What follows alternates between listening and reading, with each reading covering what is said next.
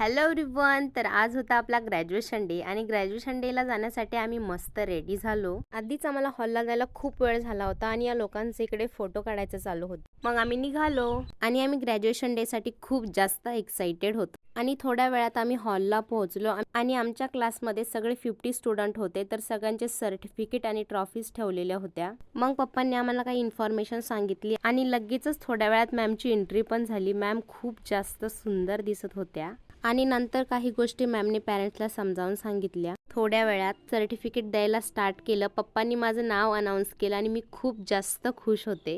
Vanshika makeover ही अशी academy आहे की ज्या अकॅडमीमध्ये पॅरेंट्स लोकांना ग्रॅज्युएशन डे साठी बोलावलं जातं. सगळ्यांना सर्टिफिकेट देऊन झाले. मॅम बोलल्या होत्या की सोशल मीडियामध्ये पण नंबर काढणार होते. सो माझं नाव अनाऊन्स केलं आणि मी खूप जास्त खुश झाले.